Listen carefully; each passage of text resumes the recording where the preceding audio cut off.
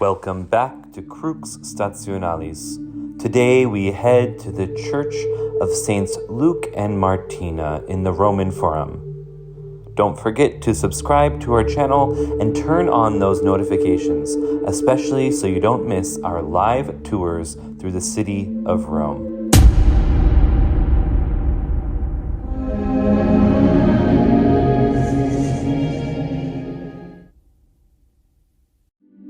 As we look at a photo series from the Church of Saints Luke and Martina, I read to you the Passion of Saint Martina.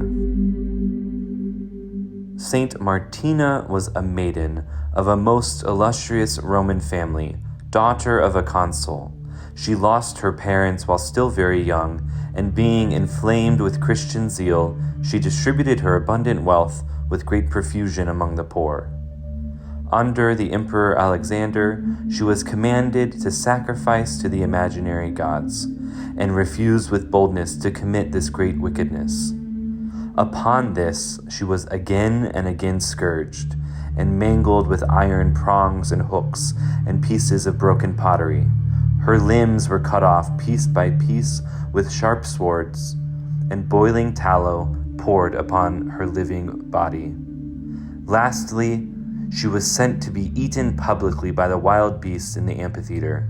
But by the will of God, these beasts would not touch her, and she was then thrown upon a burning pile, but still remained alive. Some of her tormentors were so moved by the spectacle that they repented, and by the grace of God, confessing the faith of Christ, through which she remained constant, were themselves tortured and beheaded. Saint Martina herself lay praying, with a brightness on her face, while a matter like milk oozed from her body along with the blood, emitting a soft, sweet perfume. She was, as it were, unconscious of an earthquake and most violent thunderstorm which arose and was raging, and while the lightning struck temples and melted statues, she seemed in spirit rather to be seated above on a queenly throne, praising God in heaven among the blessed. The judge, being infuriated at what had taken place, and chiefly at her unbending firmness, ordered the head of the martyr to be cut off. At the moment this was done, a peal which shook the city was heard, like a voice calling her home. And so great was the consternation that it was made the means of conversion to many idolaters. The holy body of Martina, wherein she had suffered in the pontificate of Urban I, was discovered in the time of Urban VIII, in the very old church called after her, situated at the foot of the Capitoline Hill near the Mamertine prison, along with the bodies of the holy martyrs Concordius, Epiphanius, and others. The church was then altered and restored and handsomely decorated, and then the body was replaced in it, amid public rejoicings with a solemn ceremony and procession. We don't hear of Saint Martina often, and so I'm happy to show you this image by El Greco of the Virgin Mother with the child Jesus and the two Saint Virgin Martyrs, Saint Agnes and Saint Martina of Rome.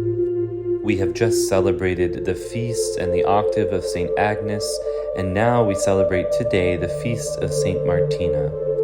Here at Crux Stationalis, I enjoy and hope to show you Rome not just for the beauty of its buildings, its stones, its facades, but to show you the beauty of the saints. The Church of Rome is literally built upon the blood of the martyrs, and their martyrdom is the life sap of the Church. And now in our time, it is important to focus upon the Christian witness of martyrdom. In the liturgical year, we cry out, O Felix Roma, O happy Rome, which is empurpled by the blood of the martyrs. And so too in our day are lands soiled with the blood of the martyrs. And so I pray that the witness of the martyrs emboldens you to grow ever closer to Jesus, and in your life to be with Saint Martina above, seated on a throne, praising God with the blessed. Thank you for joining us today at Crux Stationalis. Don't forget to share this video with your family and friends, and like it and turn on the notification bell so that you don't miss our live tours of Rome.